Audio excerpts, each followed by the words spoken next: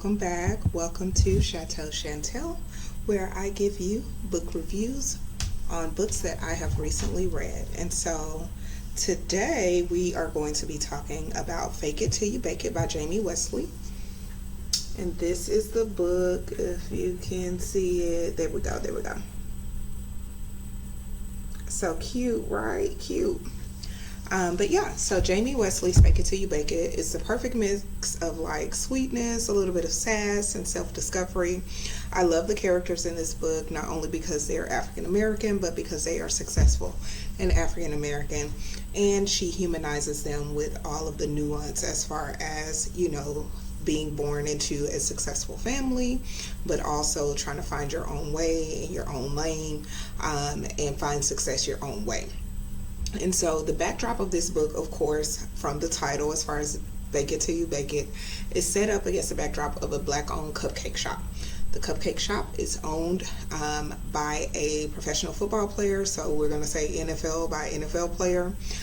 It is very rom-com-ish, which I love. I grew up on rom-coms, and so this genre is fun. This genre is fast-paced as far as the reading goes, and I enjoyed it a lot. And so it offers more than just like flirting and frosting as far as the baking and things like that. It's a modern story.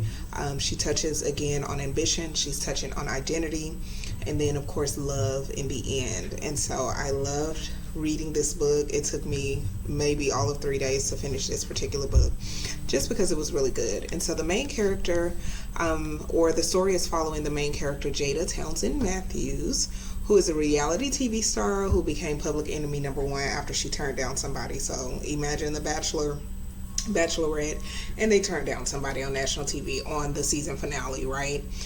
We all know for these shows there's some level of script going on and behind the scenes, and people, making decisions for these individuals that choose to go on to reality TV.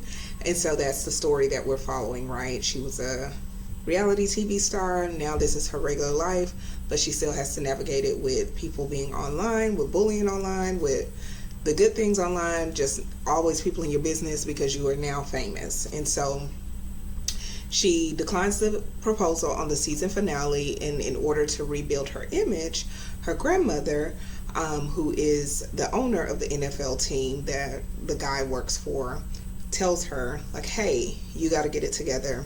I need you to hold down a job for a certain amount of time before I can give you access to your trust fund. Because her parents cut her off because they were like, reality TV? No, ma'am. No, ma'am, Pam.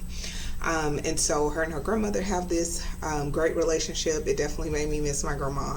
And so she, takes on this job against her will, but has her mind made up. I'm going to do this. I'm going to figure out what I want to do with my life. I'm going to get access to my trust fund, and I am going to be successful by any means necessary in order to prove everybody wrong. And so she does. But in the midst of that, of course, she and the owner of Sugar Blitz, which is the bakery, Donovan Dale, they start a mutual, or they agree to be boyfriend and girlfriend for fake, because she catches herself in this predicament where she has to make a decision, and she just kind of impulsively says, like, yeah, this is my boyfriend, this is who I said I was coming back home to, this is the reason why I declined the proposal on national TV. However, she, of course made that up, but they faked it until it became real.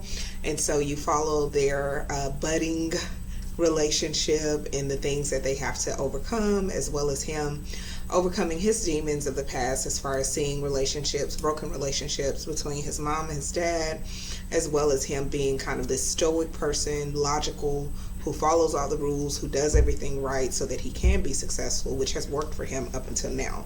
And so Jada is the opposite of him. She's impulsive, she's fun, she's free, and so opposites attract, and we get this amazing story of Fake It Till You Bake It, and it is the first installment of 2. And so I will be reading the other book here shortly this fall, this winter, and I'll be sure to review that for you guys as well. But definitely, if you get a chance to check out Fake It Till You Bake It, if you are into rom-coms, if you are into like love stories, this would be a really good one and a really easy one for you to read. So I highly, highly, highly recommend Fake It Till You Bake It.